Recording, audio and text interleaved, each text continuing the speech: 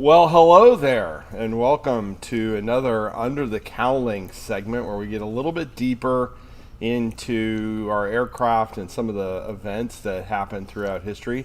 I have Les Sauls with me this morning and Dean Hunter, and we're going to talk about this big airplane behind me, the T-28. Primarily, we're going to talk about not as much training and more about combat and effective use of the airplane. And then Les will regale us with some of his stories on the airplane as well. Thank you. You still own one of these? Yes, I do. You do. Well, good morning, gentlemen. Before we get started, Greg is. We always lead this off. He is a very good host.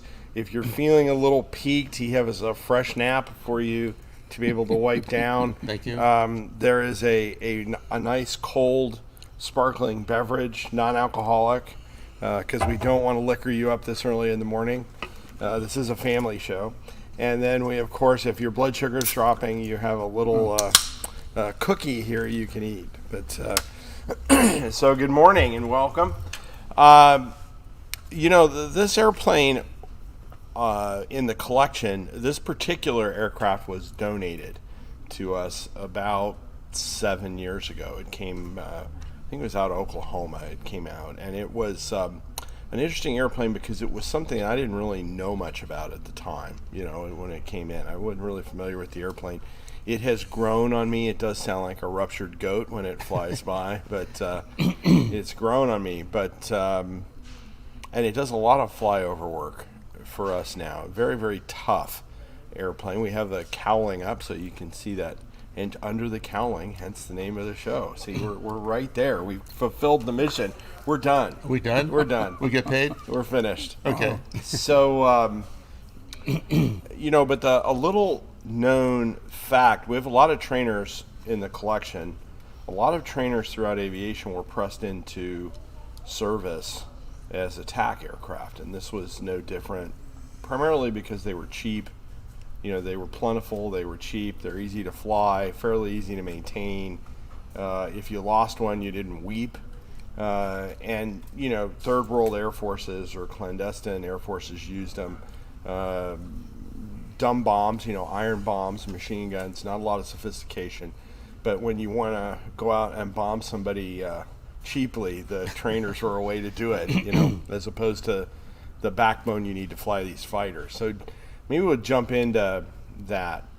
Dean, now you started in the Marines, right? Yes, I did. And where'd you start out?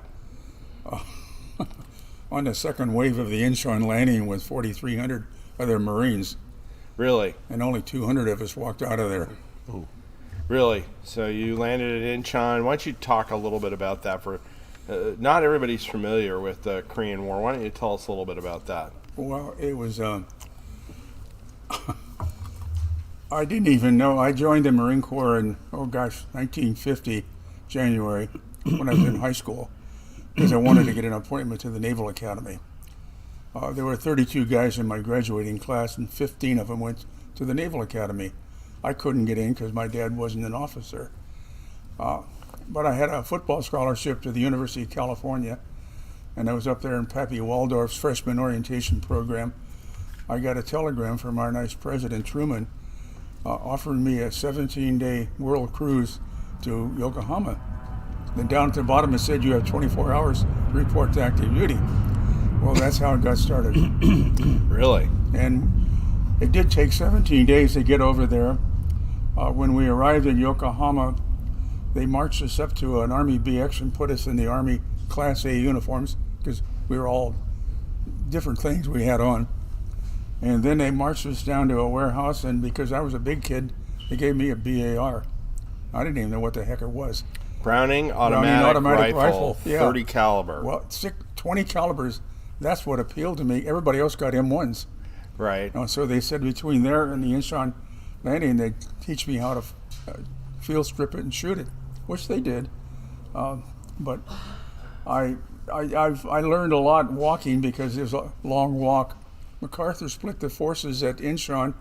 Half of the battalion went up to ensure take over Kimpo Air Base so he could get supplies in there.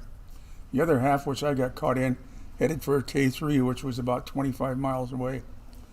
And we got hit by, I'd say a Viet Cong, I'm in the wrong time, by a North Korean mortar attack. And I remember there was a cave about 20 yards off from where I was walking. I was in that cave so fast you couldn't believe it. But my buddy said I came out faster than I went in because I hit spider webs. Oh, They laughed about that for hours. Anyway, we got up to K3, and they said we're just going to wait until they get enough guys. And then we were going up to Hagaruri, and I had no idea where that was. But we were marching up there, and about every week we'd get an OSS agent into our little evening camping area. And first one that happened was a major, and he came yelling in there, wanted to see who is the commander. Well, the commanders are always second lieutenants. And he said he needed 14 Marines for a classified assignment. Well, this is one of those things in your life which you just don't believe. The entire platoon stood up. And it was so impressive you couldn't believe it. And he just said, you, and you, and you, and I was one of those yous. So we went 18 miles up across the country and blew up a warehouse up there. On the way home, we got caught by the North Koreans, and we were traversing up the side of a hill, and they killed everybody. They hit us with mortars, and a mortar went off in front of me, killed the 2 Marines there, blew me over the side and killed the Marine behind me. And they killed everybody, but they didn't know I was down the hill. And so you lost the entire. First of all, OSS is kind of the forerunner of the CIA. Yes, it was the intelligence officer. Yes. And then when they hit you, so the entire patrol was killed, with the exception of you. Yeah. Wow. Well, I was knocked out, and I was down in a bunch of bushes about maybe 35, 40 feet, and they didn't see me. And when I came to, I heard them talking up there, and they were desecrating the bodies and taking the ammo and guns and things like that. And I just stayed there, and I stayed there the whole day. I crawled further into the brush, and that night I crawled out, and I made it back to our lines. I had one heck of a time. We had a secret password, but Marines don't have a tendency to remember very far. And they'd rather shoot first and ask questions later. And they did. They shot at me, and I'm screaming at them. I'm an American, I'm a Marine, but they finally let me through. And to make a long story short, I finally got up to Hagaruri, and I was up there in November of 1950, and there was a colonel there. His name was Howling Mad Smith, that was his nickname. And I remember him getting up on a box about 20 yards from me. He had a megaphone, and he was going around in a circle saying, Marines, Marines, Marines. I guess I got to clean up my thought. I can't say the nasty words he used. You Marines are surrounded by... Yeah, this is a kid show. We'll trigger the YouTube algorithm, and they'll turn us off. Well, anyway, he said, Marines, Marines, Marines. He says, you SOBs can really be happy. He said, you are surrounded by 120,000 Chinese soldiers. He said, you SOBs can shoot in any direction. Well, everybody went, yay! And that's exactly what we did. And from there down to Kodori, it was roughly 12, 13 miles down there. I was one of the last 3 Marines to get into there. We lost 1,500 Marines, and the Chinese lost 60,000 soldiers. So that tells you something about the Marines. In any event, I got into Kodori, and there was a gunny there, sergeant, and he yelled at me, asked me what my rank was, and I said, private, no class. He says, you're now a corporal, get up here. Bring those other 2 Marines with you. He had a half-track there with a 50 caliber machine gun on it. There were 4 Goonie birds there, and they were all loaded with dead and wounded. But the Chinese had the other end of this little runway secured. So he wanted to put this half-track on one side of the runway, and he said, that's what we'll do. And this young lieutenant jumped out of this Goonie bird. They didn't have doors on them in those days. And he was running across from me, and he says, come with me, Sergeant. Well, I wasn't a sergeant, but I ran with him, but I couldn't catch up with this guy. Thank God I came around the back end. There was a Corsair parked up there, He jumped in it, turned on the battery, hit the override, and all 6 machine guns went off. He said, grab your other Marines, we're going to move this down, put it on the other side of the runway. That'll give us 7 50 caliber machine guns. That's what we did. Well, the first aircraft didn't wait for us. Tried to take off. The Chinese shot them down. Everybody was killed. The other 2 waited. We gave them firepower.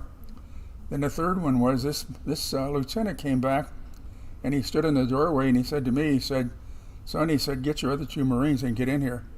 And I looked at him and I said, sir, I said, if we get in there, you won't get out. And I saluted him, and he saluted me, and it was just, I'd never seen an officer cry. There were tears running down his cheeks. So he got in and took off and flew back over and wagged his wings. I'm going to change the story now. It's 9 years later. I'm in the Air Force. I'm at March Air Force Base. Which is just over the hill here, yeah. Just over the hill. And I got screwed in the SAC. I was number 1 in my graduating class of 86 F fighters. And what I got was my choice of SAC bases. I wound up in March. And when I went through the B-47 training, all of us, we hated multi-engine pilots.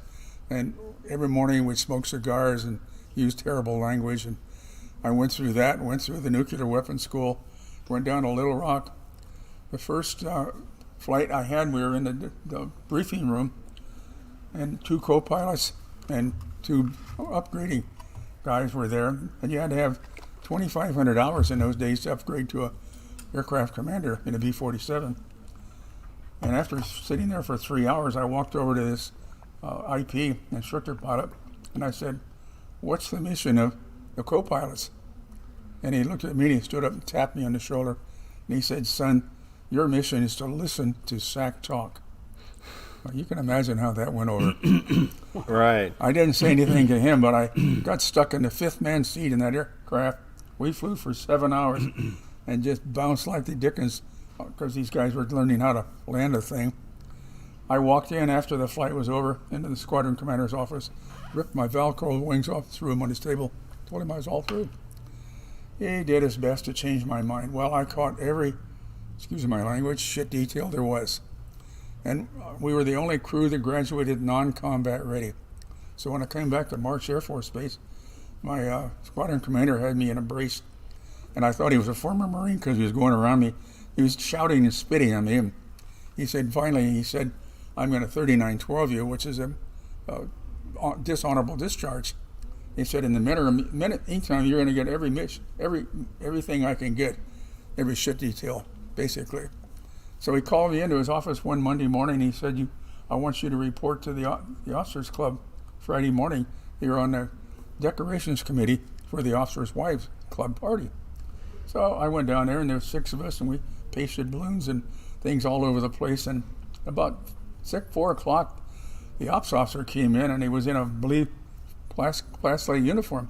He walked over and got 6 things of beer, came over and said to us, you guys sit down, you've done a good job. And we're sitting there, and he says, I know everybody, but I know that I don't know everybody, but I know this guy. He's pointing right at me because, well, he's the ops officer. So anyway, this kid sitting next to me was the dumbest lieutenant in the world. He asked his colonel while he was talking, he says, Colonel, he says, what are those merit badges on your shoulder? Oh, you don't say something like that. And the colonel looked at him, and if looks could kill, he was dead. And the colonel was sputtering for a second, and this dumb lieutenant said, Colonel, what's your top merit badge up there? Well, that blew it. He said it was a Distinguished Flying Cross. So everybody said, well, how did you get it? So he started telling his story. And he got into it about maybe a minute and a half. And I stood up and I said, sir, I'd like to make a toast. And of course, I mean, he glared at me like I was dead. I said, sir, I said, to the 3 Marines you left behind. And he stood up and started crying. Came around, grabbed me, hugged me. He said, he said, you were one of those 3. And I said, yes, sir. He says, I want you and your wife here tonight, and I want you in my office Monday morning. Well, that changed my whole military career. Wow. So that was kind of an interesting experience. Wow. Yeah. Well, and for the folks at home, if you want to ask questions, or folks watching this, go ahead and put questions into the chat room. We'll take questions. Sure. This is live. We will take questions if you have questions for our guests today. I don't think Dean, people really understand how nasty. You know, I did. We interview folks and we honor folks, and John Nocita was was in the United States Army, and he was with an artillery battery that was in Korea. They got caught up at the Chosin, and they were going around behind without getting too detailed, but the Marines were in one area, and then there was an Army group on the other side. The That's Army right. group, he was going around behind the Marines when the Chinese attacked, and they wiped the Army guys, just completely wiped them out. And I think he had like 105. I don't think they were 155s. I think they were They 105. were 105s. And he tells a story about the attacks from the Chinese were so heavy that at one point they had taken the stops out of the artillery, and they were literally firing the artillery point blank. In other words, straight out. You see, because and he said the Marines were coming through the lines, retreating, and it was cold, and they weren't going to leave the dead. And the Army group that was on the other side of these Marines, this was no quarter. I mean, and Afghanistan and Iraq, some of the troops, the modern troops, you talk about that they're in deep combat in Afghanistan or in Iraq, was the same thing. You didn't leave wounded, and the North Koreans would come in, and the Army was retreating out of there, and they had wounded, and the North Koreans came in and killed every last one of them. They overran the Right. convoy. And a similar story, your story reminded me, there was one guy that I interviewed that was wounded, and they didn't realize that he was still alive, and they went through that entire convoy and shot every one of the wounded soldiers. And that was not, I mean, World War II, Band of Brothers, and some of the other things, you see some of it, where as opposed to the real patriotic movies where, yes sir, but the reality of combat, whether it's World War II or on, when you get in the heat of combat, they showed no quarter. There was not uncommon that The worst people get problem shot. we had leaving Hageruri was it was 50 degrees below zero. And that was tough. I mean, we had to put our rifles inside our sleeping bags where you couldn't fire them. And it was a tough time. It's interesting now, the United States, if you think about if we were in combat like that, and I've said this before, and we suffered those kinds of losses, even in Vietnam, we've done a thing on the 105, the number of aircraft that were shot down, and some of the things that went on with social media and everything else, would people tolerate that? I mean, because it's not like it used to be where you see the propaganda films or the black and white movies in the theater. Now this stuff's coming in real time. So let's move on. So you were in Korea, so you got into the Air Force. I did. How in the world did you end up in T-28s? I hated SAC. I'm sorry. SAC was Strategic But I had a Air good career in Command. SAC. It took 2,500 hours as a co-pilot in order to move up to an aircraft commander. I upgraded with 400 hours, and I was at Little Rock when this happened. And I'd worked with this guy who was a major, and he and I developed the ECM program for the entire Air Force. So electronic countermeasures. Yeah. Okay. And he went from major to full colonel in 6 months, and they wanted him to take over the 555 up at Forbes Air Force Base, which were flying spook missions, and he wanted me to go up there, and he said he'd get me upgraded. Those are so spooks are. I'm decoding here. Spooks are covert Yeah, very covert. operations. They didn't exist, so to speak. That's kind of what Les does all the time. We never really know what he's doing. He's always covert. I'm going to get to you, Les. We're going to get through Dean here in a minute. But I don't know what I'm doing a lot of it too. Anyway, I upgraded, and I had the only first lieutenant aircraft in 8th Air Force out of Little Rock, and I just wasn't, I didn't like SAC, let's put it that way, and no fighter pilot would. Any event, They were flying, but they were flying like F-84s, weren't they? Were they still flying single-engine fighters for yeah, new 84s, strike? 86s, That's all we had. And they Then were flying 100s came nukes. along. They were flying nukes on those airplanes, weren't they? Or were you flying fighter cover for the heavy bombers? You mean in B-47s? Yeah. No, we were hitting strategic targets. We had the 100s by that time, and they were carrying nukes, small nukes. And their job was to knock out the Russian airfields around Russia all the way. And then we came in behind them. Were you doing the lob maneuver in that airplane, that big? That was the problem, yeah. Our Why don't original you describe the lob maneuver? labs, okay. Yeah. If you think about it, Gary Francis Powers. I always call it lob because you're lob, but it's lab. You're throwing something at, you're throwing a nuke I'll get at to it. it. Yeah. Gary Francis Powers got shot down in 1962, and at that time, our bombing altitude in Russia was 42,000 feet. So all of a sudden, SAC said, we can't go in at 42,000 feet anymore. So we're going to redo. And that was because of the Russians had perfected Russians a had surface-to-air missile. Yeah. Yes. And so SAC came out with this labs maneuver and said, first of all, we're going to try it. The first 6 crews that tried it were all killed because you come in 100 feet, 200 feet off the deck at 600 miles an hour. When you hit the IP, the initial point, as soon as you started your pull-up, 4 Gs, when you hit 4 Gs, your bomb bay door would come open and a 14 to 16,000 pound weapon would leave and go for the target. But the problem was the aircraft would go just like this, and then it would go just like that and crash. So that was a CG issue, center of gravity issue, or in the turn, or it would. What was Well, the? you only had 6,000 pounds of thrust out of each engine Right. in a B-47. Right. And the minute you lost 14 or 16,000 pounds, something's going to happen. Right. Well, the aircraft would go just like this. And so basically you're vertical. So it just stalled. Yeah, it just stalled. And the Okay. first 6 crews were killed.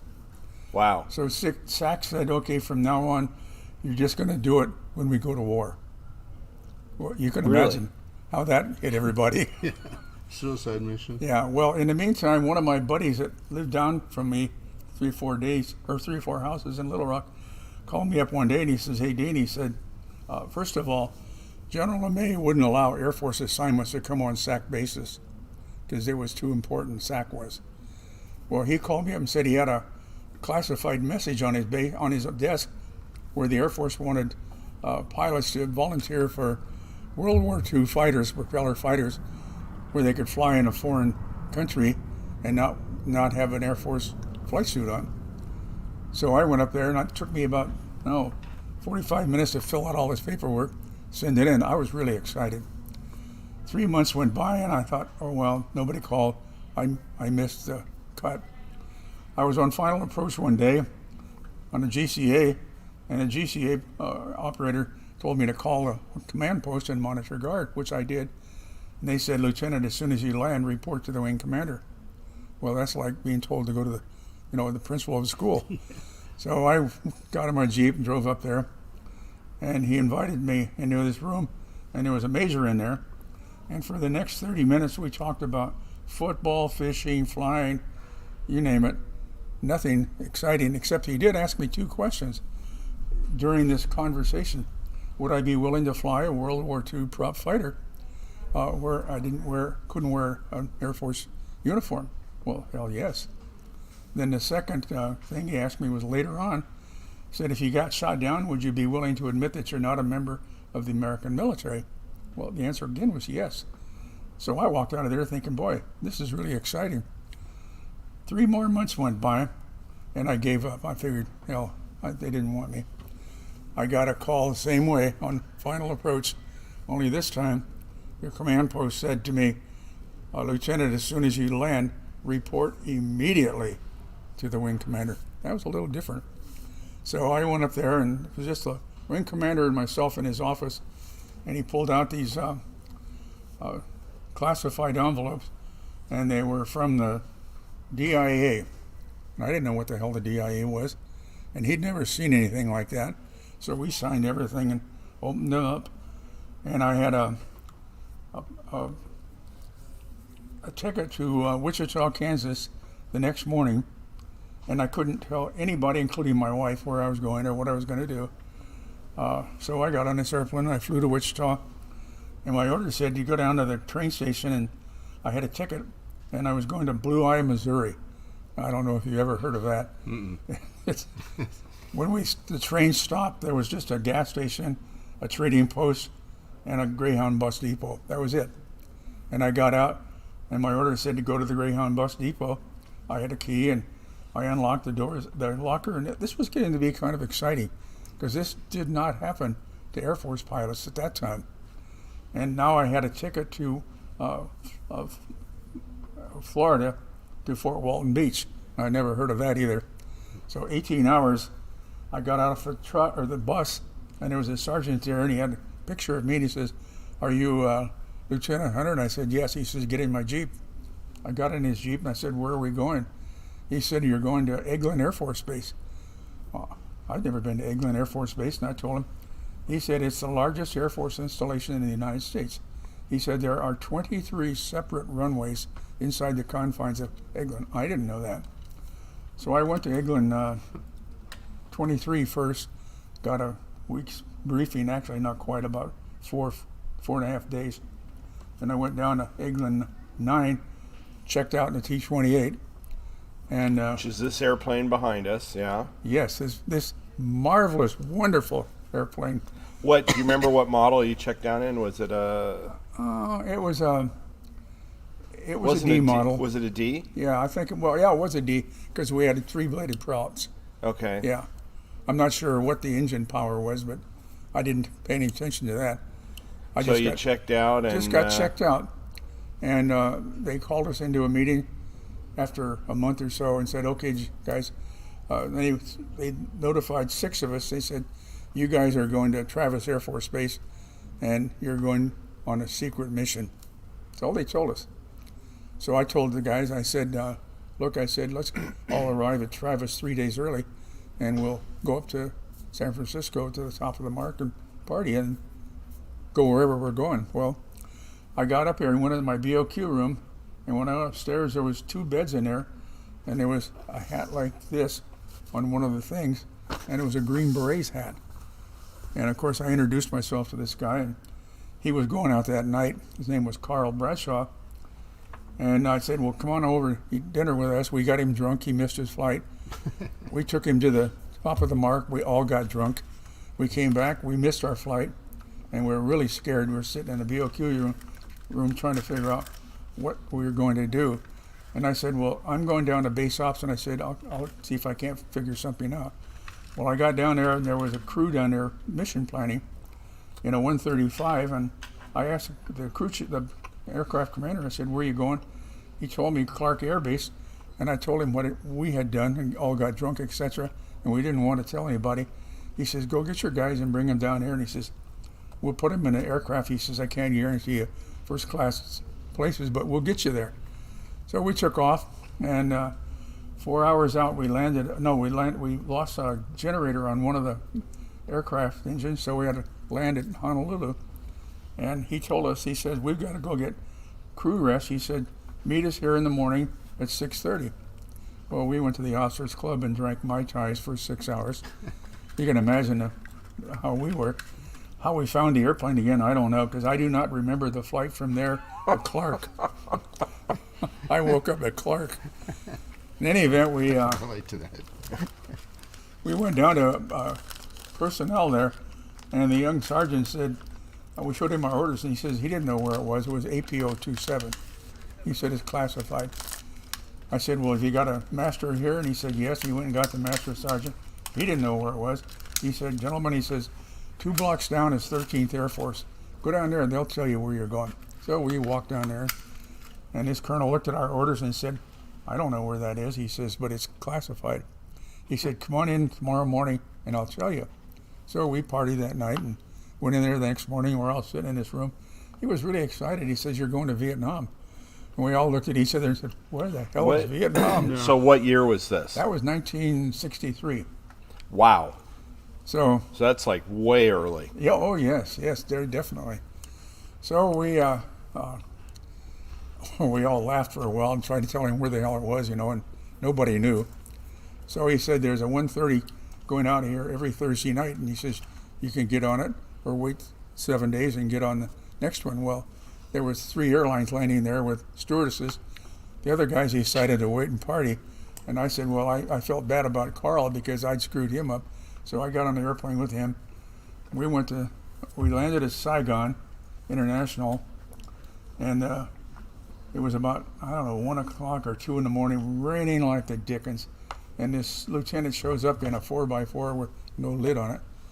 And he says, gentlemen, there's 14 of us on this airplane. And he says, whenever I stop, 2 of you get off, I'll stop in front of a hotel. So we stopped. The second stop was where we got off. I didn't know this other captain, and we both got off. We were both captains then. And it was a Caravel Hotel. And it was only a block and a half from the presidential palace. Well, we went in and checked in. Well, we had trouble because the English-speaking guy wasn't on the counter. We put our money on there, and he just, God knows what he took. But he gave us a key, and we went up there. And we got undressed, and we were getting in bed and just about ready to turn the lights off. And we heard tanks coming down the street, firing, and machine guns going off, and aircraft were strafing buildings. And we said, what the hell is going on? Well, I walked over and opened the door, and coming down the hallway was probably the most beautiful woman you ever laid eyes on. She was a reporter for U.S. News and World Report.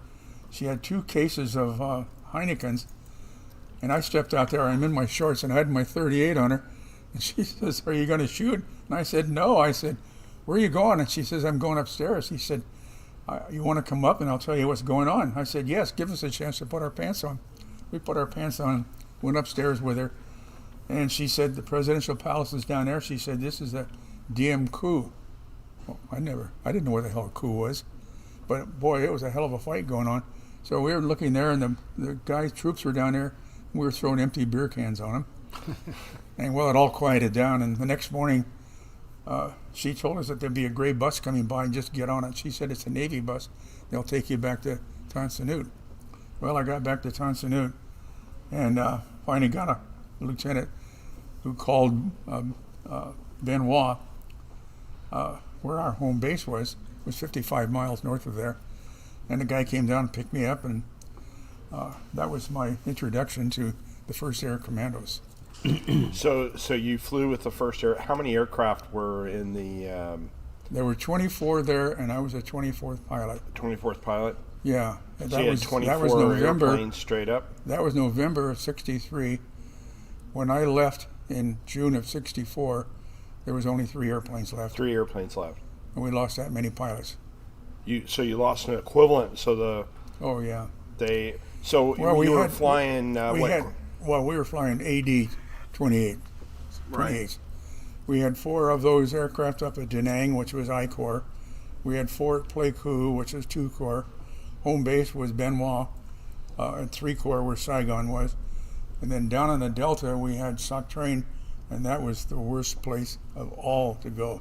What were were you flying with a forward air controller that was calling it in, or how? Were you? Yes. So there's our forward air controller, or was it? These were Laotians, right? That was one of the problems.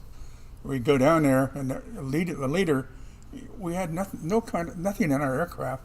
I mean, not even an ADF, and we'd take So off. you're talking about a direction finder. You had no navigation. Right. Okay. What we do is you get a call from emergency call, and they give you Willie Sierra 431215, and those were secret coordinates, and you had block letters on your map. There's a grid coordinates on your map. Yeah. Yep. So whoever got stuck with leading had to look out there and figure out where this area was, and so he'd take off once he got joined up, and that's where we go.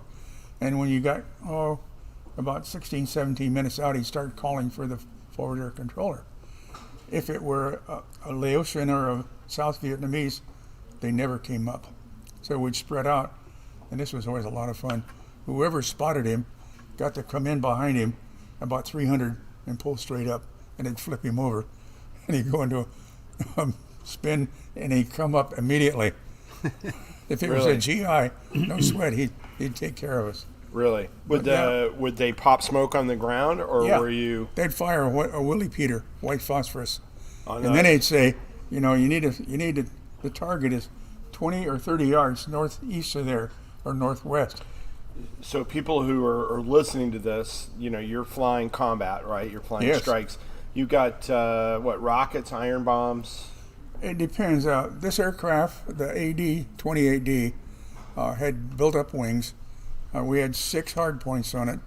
We carried, if we carried two 250-pound bombs, we had 17 rockets on each wing. If we carried 500-pound bombs, 2 of them, 1 on each wing, again we had 17 rockets on there. Our machine guns, we only had 2 machine guns, and they had 100 round of ammunition in a pod, which didn't last more than 7 or 8 seconds. So we modified that and put 1,500 rounds in there, Do you? and we burn up the guns every day. So, again, for folks at home, if you want to ask a question, shoot that on in for Greg. Now, did you ever have any close calls? Did you get hit by ground fire? Oh God, the worst one I had was, I think, 41 bullet holes. In this area? Yeah, the average flight was 8 to 10 bullet holes in the empennage. Really? Yeah. So in the tail. Yeah, the guys had a stand down there, and they had a round thing on there, and they had a model of a T-28, a Goonie Bird, and whatever else. He'd put that up there, and that's what he'd track with. Well, it didn't work very well at all.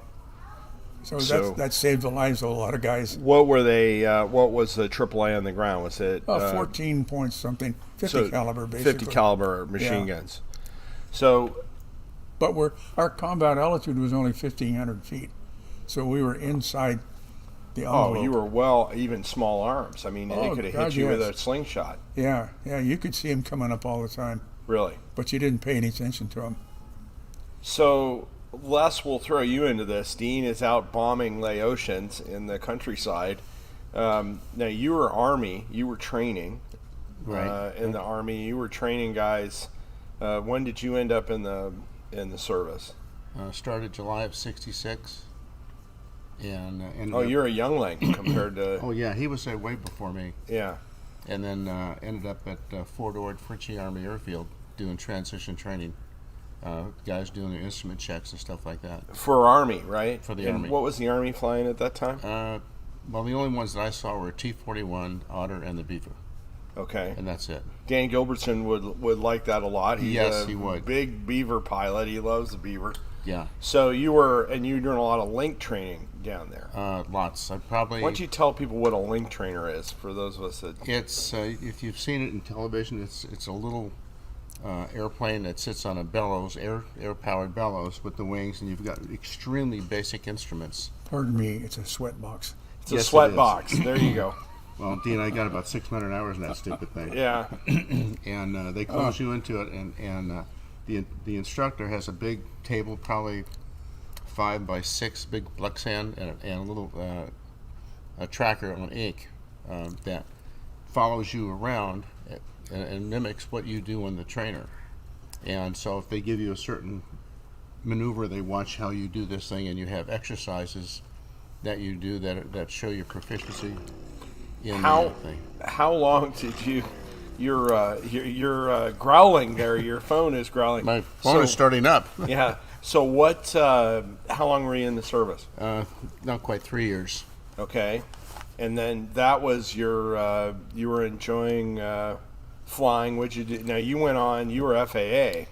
Well, I went back after I got out of the service. I went back to school, finished my aero degree, Yeah.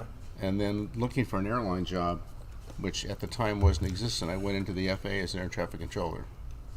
And you were ultimately, for people who don't know it, you're the chair of our flight standards committee. We actually look at the pilots that fly our airplanes Yes, we a do. little bit Closely. and you were an FAA examiner, correct? I still am. I've done flight examining work since 1988, 89, up through present day. On And primarily in these Well, the Your ratings. Go over your ratings. What were you your flight examiner for? about 50 different airplanes. They did categories. There was a D category, an E Right. category, which basically was all large twin-engine airplanes with the nose, and then tailwheel airplanes and jets, Okay. and whatever was air, and then some of the smaller airplanes, L-39, L-29, T-37, and this. There goes one of those fine jets by There us. goes- Now you own a T28. Yes, right? I do. Is it a B? B model. Actually, I think it owns me. It owns you. It Well, owns- they generally do after a Yes, they while, do. right? They Yes, they do. do own you. Now, Dean, did you ever have any in-flight fires or any of that kind of stuff? No, I had roughly 1,400 hours of combat in this machine. And our aircraft were so dirty you couldn't believe it. Camouflage. But, that's what I told our maintenance crews out here. If you quit cleaning this thing, it'd be fine. But anyway, Oh yeah, this thing with the oil on this airplane oh yeah. is just. But anyway, I had 1,400 hours of combat in this machine.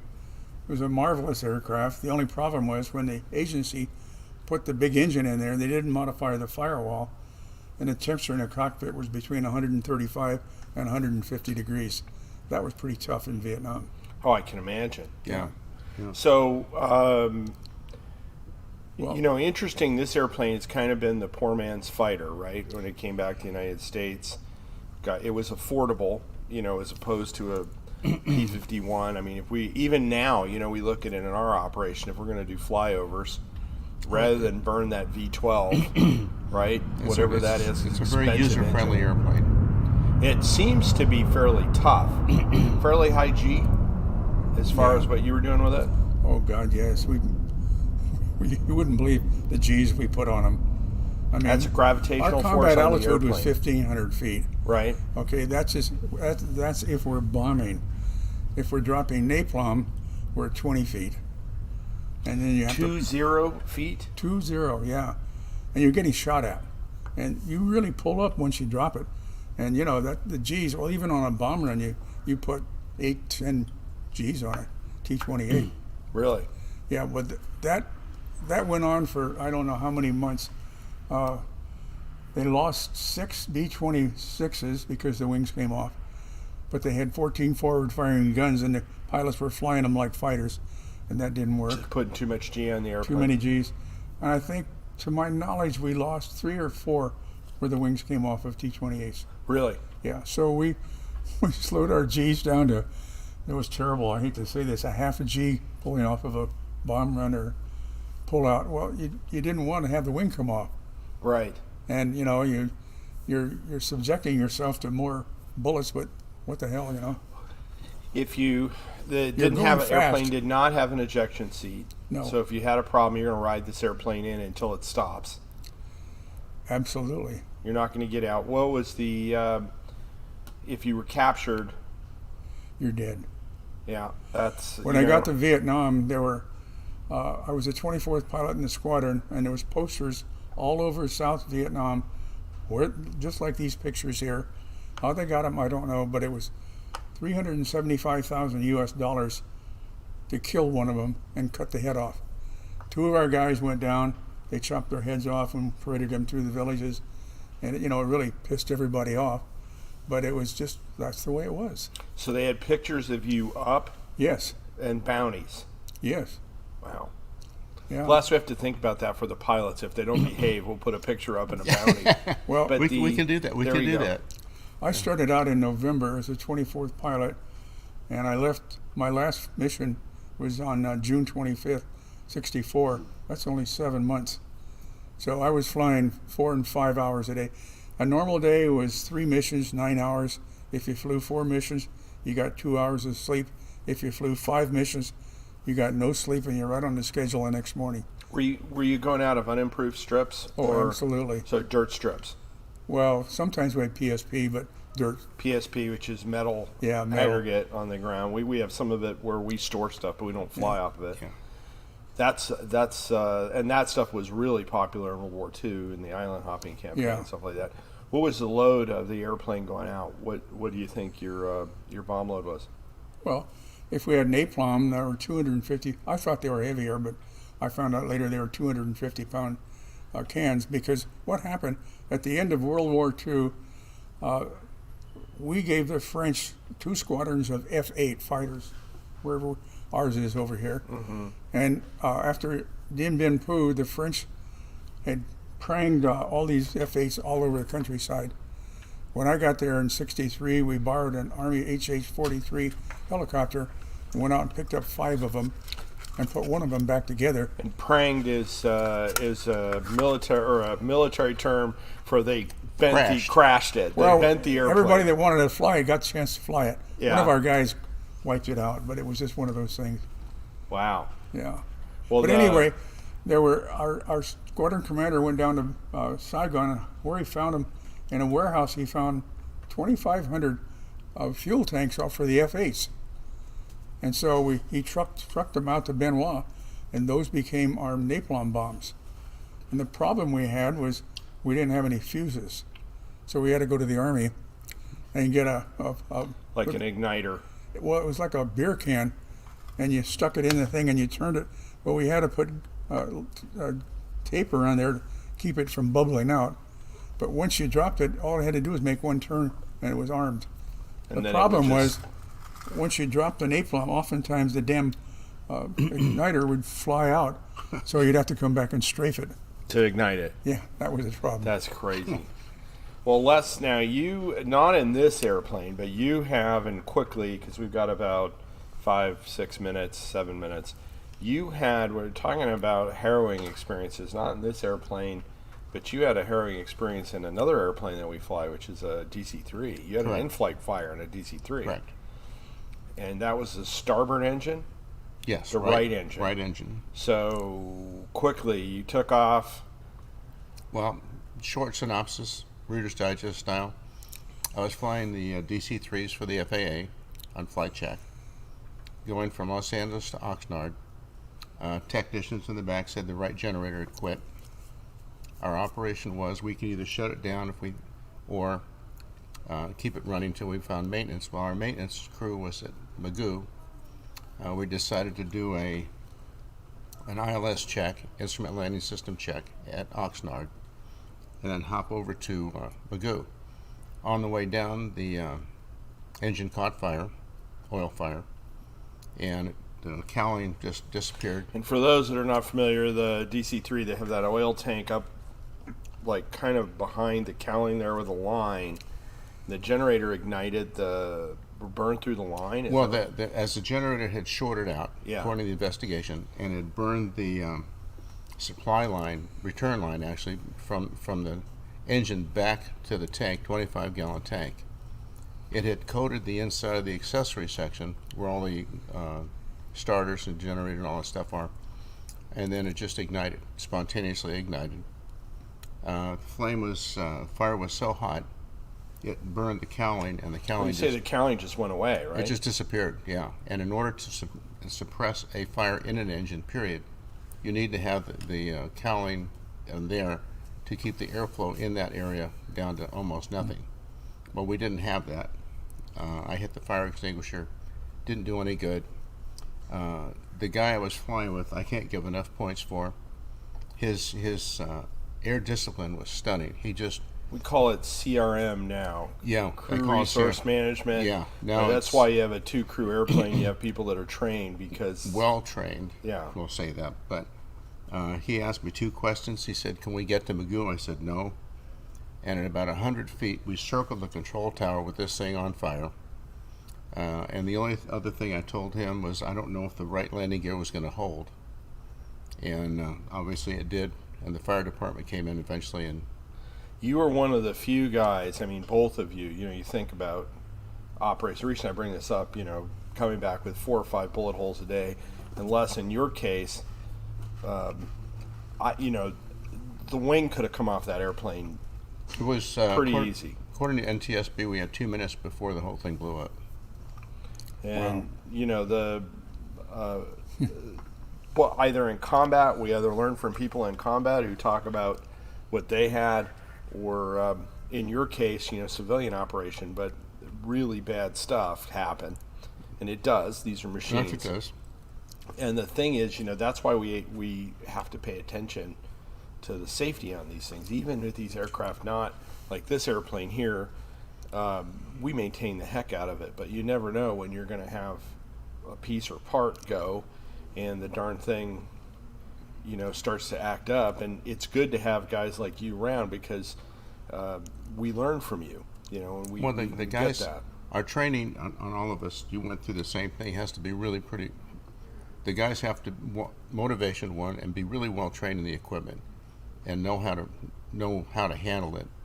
And as well as being good pilots, have their mental state that they can handle this thing without panicking. I would like Dean. to interject one thing. Sure. SAC B-47s, the B-47 still holds the world's international record for the most aircraft lost in flying training accidents. Really. They lost one every 18 days. Wow. And Really? I had some wild experiences like you're talking about. Yeah. I came in a Little Rock one time, and a B-47 had crashed over Wichita, Kansas, and the control system heater was in the tail, and it caught on fire. And they crashed. Well, I was coming back from, I don't know, North Africa or someplace, and I lost my controls. I had them, but I couldn't touch it, or it'd stall. And so I came down, and it kept getting better and better and better, and I figured, well, something happened because there was a thing down back in the back, like an ice cream freezer that had a 2-gallon can in it with things around it, and there was a hole in the bottom. Well, I got my whole controls back. I was on final approach, and a piece of ice came around, lodged in the back. And I was just ready to touch down, and the aircraft went up about 100 feet. And when it hit the ground, engines 4 and 5 fell off and trundled down the runway. And when I went back up about 60 feet, it came down a second time. The right wing spar broke, and the wing wound up against the tail before I got the aircraft stopped. Wow. But that was a typical B-47. Yeah, those great looking airplane. Oh, beautiful. Gorgeous airplane, but you hear we were transitioning so many airplanes at that time in technology. We talk about it on Warbird Wednesday. Before we quit, I got one more little thing to say. Sure. Les has a hat on. This hat, there's a reason behind me bringing this. This is what we wore in Vietnam. The air commandos all wore this Australian bush hat. This is a cobra skin band around here. You couldn't get a cobra or put a cobra skin band on there until you got a bullet hole in your aircraft. I went for 69 missions and didn't get a bullet hole. My 70th mission, I told my buddy Hal, I said, Hal, when we come back today, I said, if I don't have a bullet hole, I'm going to land 4 clicks down here, take my 38 and punch a hole in the rudder. Well, needless to say, I got a bullet hole. You got a bullet hole. I came home, I was so excited. Anyway, Yeah, that's you what wrote a this- book on this. Yeah, I did. And you can go out and to our web store and pick up the book.